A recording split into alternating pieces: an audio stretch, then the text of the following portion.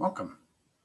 My name is Dennis Anderson, and today we're going to talk about stress and work-life balance in a COVID-19 world. I know you may be thinking, so why are we talking about a COVID-19 world? Aren't we starting to come out of that? Aren't we starting to get back to a normal existence? And that's true, and it is somewhat of a slow process, and hopefully we will be getting there soon. But the effect that this past year has had is a residual effect. It's not something that we just simply turn off and we're able to go on and do things completely different. So we need to talk about what we can do about the stress and what we can do to regain some of that work-life balance.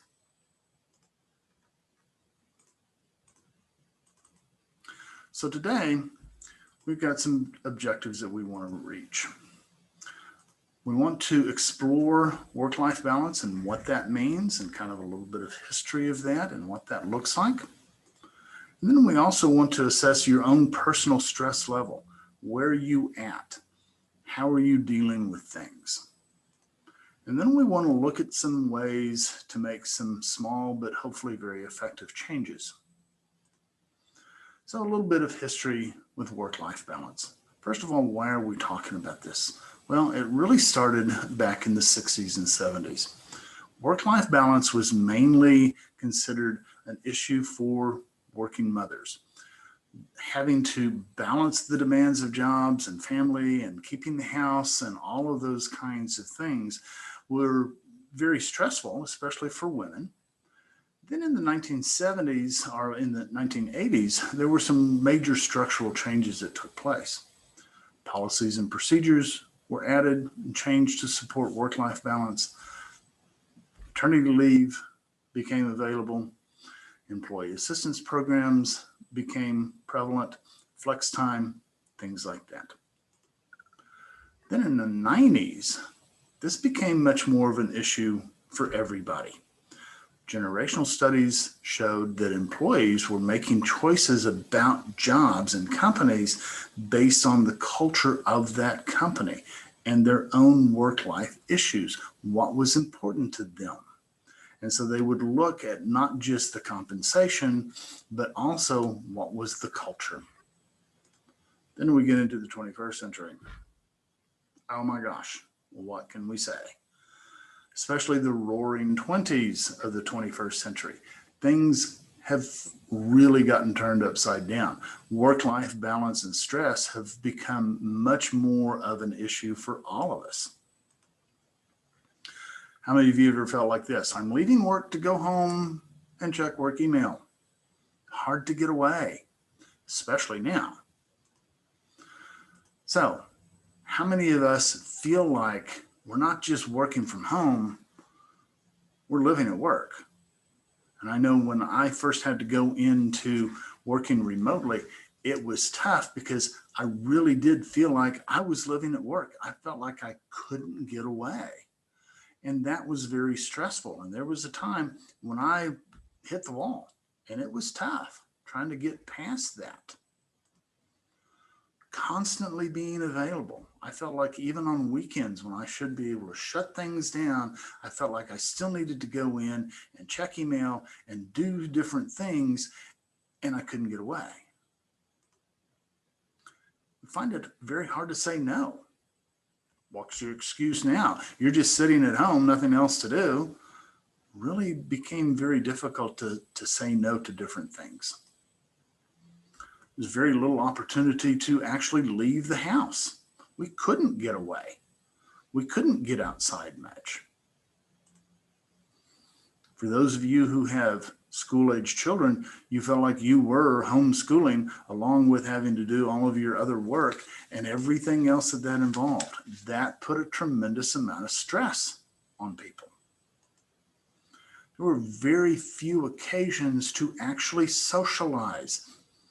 That's one thing to be able to have a Zoom meeting with somebody and being able to go down and actually sit and visit with them in their office for a little while.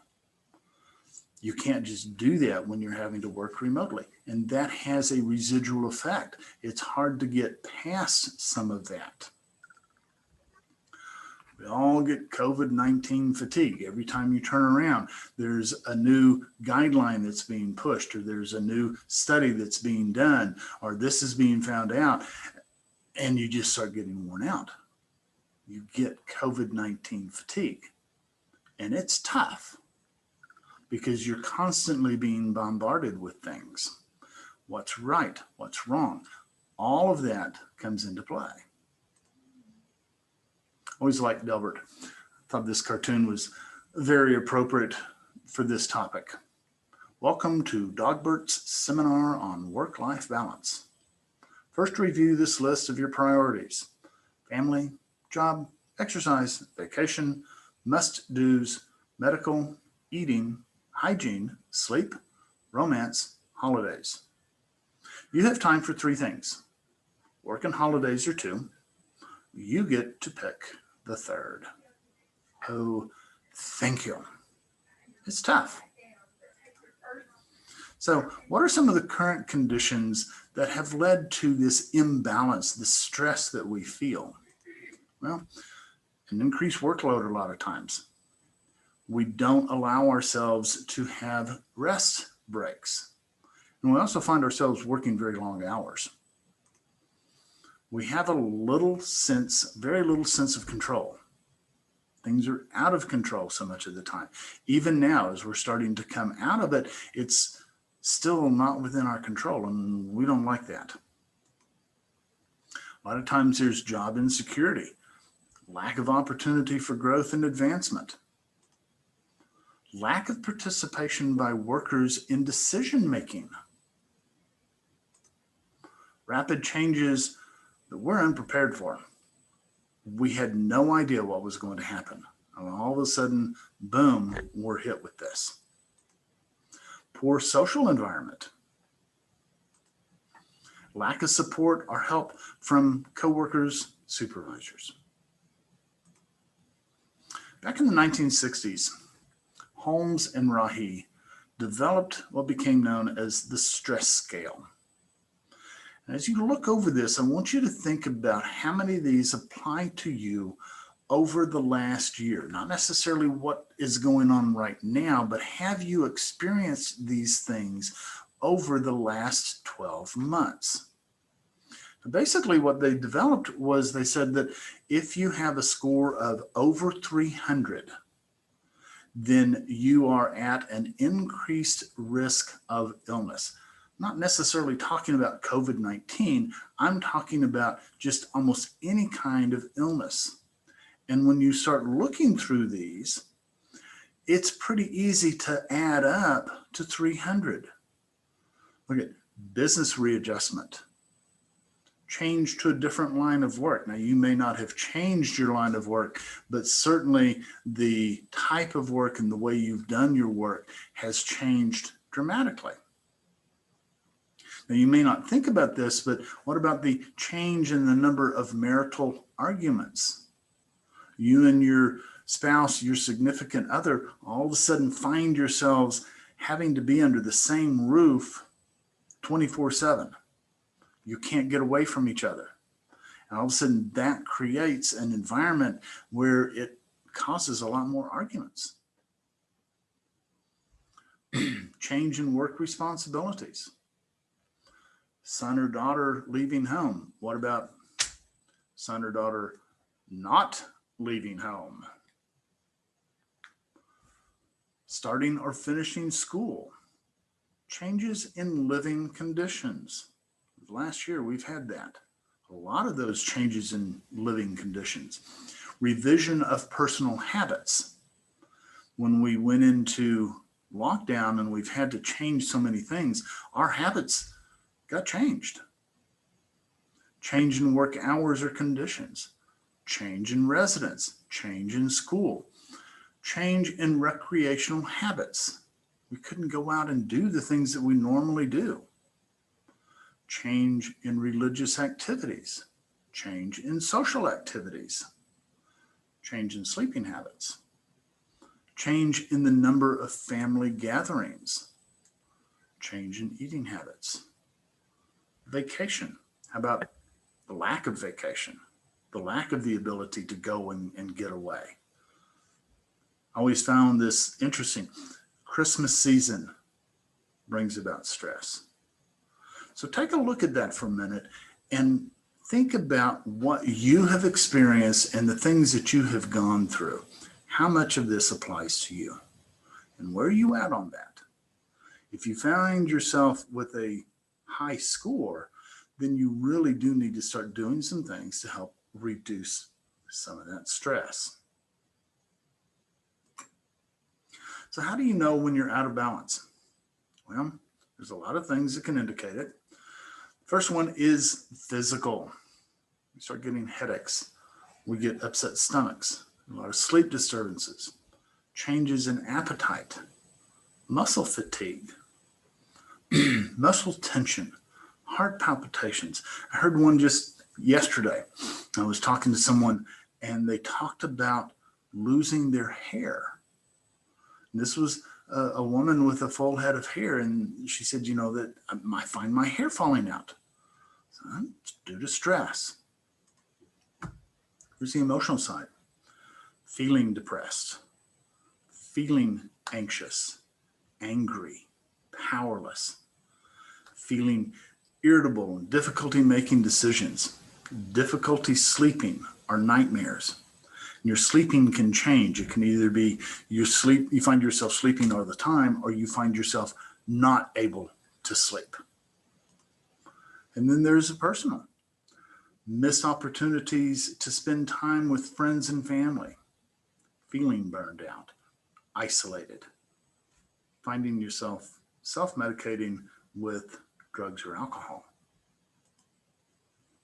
Here's some beliefs that keep us stuck in this situation so that we can't really begin to work our way out of this.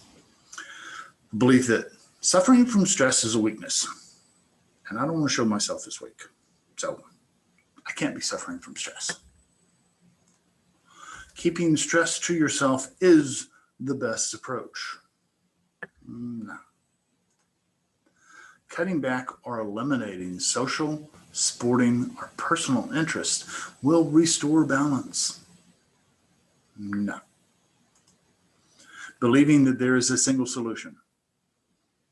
Guys, there's not a single solution to this. It is a variety of things. It is a number of different things that you need to address. So what are your barriers to balance?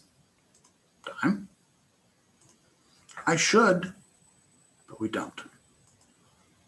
Feeling guilty. That's a big one. Feel like we got to be climbing the ladder.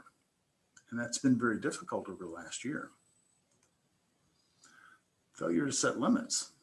We talked about that. Inability to say no. We've talked about that. Comparing. Well, I shouldn't be stressed. Everybody else is going through the same thing. And that's true, but that doesn't mean that we're not feeling stressed. Feeling overwhelmed. There's a thing called the optimal level of discomfort. We all need a certain amount of stress in our lives because that helps motivate us to do things.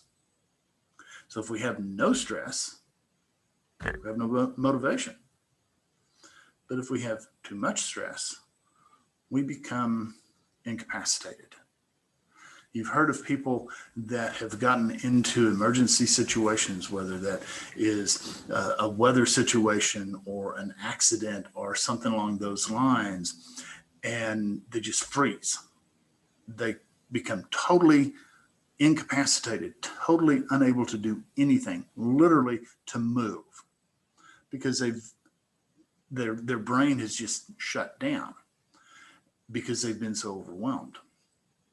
So we need to be able to reduce that so that we can get into that optimal level of discomfort so that we're motivated to do it, but we're not overwhelmed with it and incapacitated. And we all reach that point, and we all need to find that balance. And sometimes it's just taking a little bit at a time to try to get back where we need to be. So the question comes, how does an ant eat an elephant? I always like asking students this because I get a lot of very strange looks when I ask that question. The answer is one bite at a time. We take things one bite at a time. So here's some steps to take. First of all, schedule your work hours. Work your normal hours of the day and don't abandon this. Keep a detailed to-do list. That organization helps us feel more in control. Keep other commitments. Maintain strong communications with your team. If you have to do that by Zoom, do it by Zoom. If you can do it in person, do it in person. But maintain that strong communication with those that you're working with. Let others know your work schedule. Set ground rules when you're available, when you're not. Keep things at home professional. Make sure that if you're on a Zoom list, your significant other doesn't walk in and give you a kiss on the lips. Actually seen that happen. Establish a routine. Set your alarm. Try for your normal workday morning routine. Take incremental breaks. Get up, move around, do some things to get you active. Limit overindulging in reading or listening to the news, Netflix, social media, those kinds of things during your break. Don't take a break to go do those kinds of things. Stay hydrated and eat healthy. One thing about staying hydrated is it does help get you up and moving around because you're having to go to the bathroom all the time. But that's very important. We need to stay hydrated. A lot of people don't think about that, but it's very important. Get outside as much as possible. If it's a nice, pretty day, get outside. Go do something outside. Do some light exercise, walking, those kinds of things. Take care of your mind. This is probably one of the most important things because so much comes back to our state of mind. As much as possible, stay off social media. Unplug for the evening. I saw a meme one time, and it was a man watching TV, and the reporter on the TV was saying, "And what can we do about all this fear?" And the man went, click, turned it off. And a lot of that needs to take place. Turn it off. I find myself in a much better mental state when I stay away from that and just turn it off. It doesn't mean that I eliminate it completely. I still check it periodically because I want to stay informed, but I'm not going to be pulled in so that it becomes so overwhelming to me. Seek professional help. Guys, that's what employee assistance programs are for. They will help pay for those kinds of things. Make sure that you seek professional help if you need it. Don't be afraid and don't feel like there's a stigma that's attached to it. Well, I had to go see a counselor. Well, no, you're talking to somebody that's a professional that's able to help you. Give around it for a bit. Just go out and do something silly. Find one thing to do just because it makes you happy. Be still. Stop moving around. Just go somewhere where it's warm and green and you can sit in the sunlight and just be quiet. Get 15 minutes in the sun. Have a good laugh.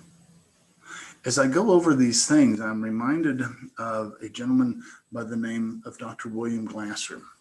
I was always a big fan of Dr. Glasser. I started reading his stuff. started reading his stuff when I was in college. He wrote a book entitled Reality Therapy. And just the title of it intrigued me.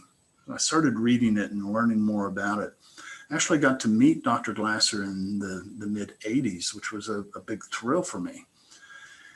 And got to actually attend some of his stuff and became certified in that. But he basically came up with the idea that we all have 5 basic needs. First need, of course, is survival. Food, water, shelter, clothing, those kinds of things. We all have that need, without a doubt. The other 4 are much more of a psychological need. And he lists these out. And when you think of these, keep in mind that different people have these needs at varying levels. Some people may be more of this than they are of another, and it varies with the person. But it's very interesting when you look at these and you think about what all has gone on for the past year. One of the first ones that he mentions is the need for freedom. People have fought and died for freedom. And how much of freedom did we lose over the last year?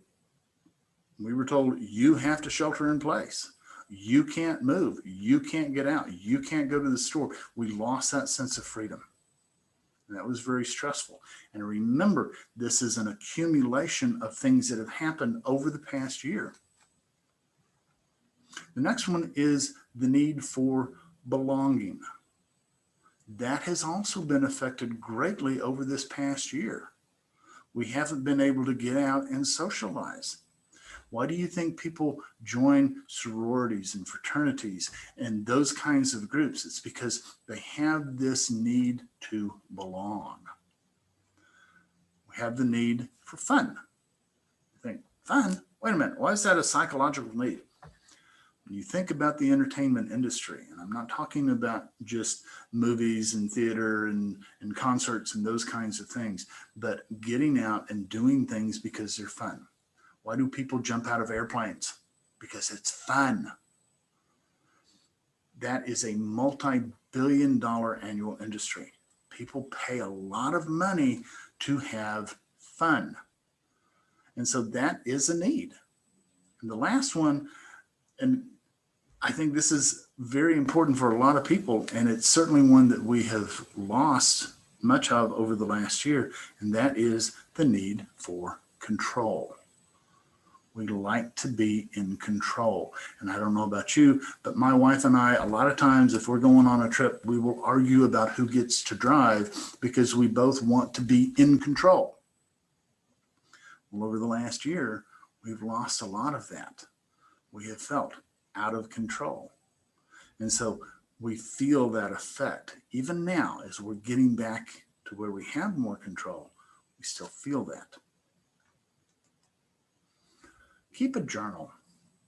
I know this may sound silly, but it really is very therapeutic to be able to just simply write things down, knowing that most likely nobody's ever going to read it but you. There have been a number of times in my life when I have kept a journal and I've gone back and read over some of the things that I wrote down. I'm like, oh my gosh, that really affected me. I can't believe, I'm so glad I wrote that down. So keep a journal. Nobody else is going to read it except for you unless you want them to. So, quick review. Managing stress and work-life balance is your definition. Stress and work-life balance is a major issue today, and it has changed over time. It has changed a lot just in the last 14 months. You will never reach a perfect balance. It's a constant dance. It's constantly trying to figure out a way to get that balance. Only you can set your priorities to shape your life. Your priorities are not my priorities. My priorities are not your priorities, and that's okay. You find what's important to you and set those priorities and make sure that you work towards those. Reevaluate often. Pay attention to indicators of stress. Know your barriers to finding that balance. What's keeping you from doing it? Do something different. Ask for help. If you have any questions or would like to communicate with me, my email is dennis.r.anderson@ttu.edu.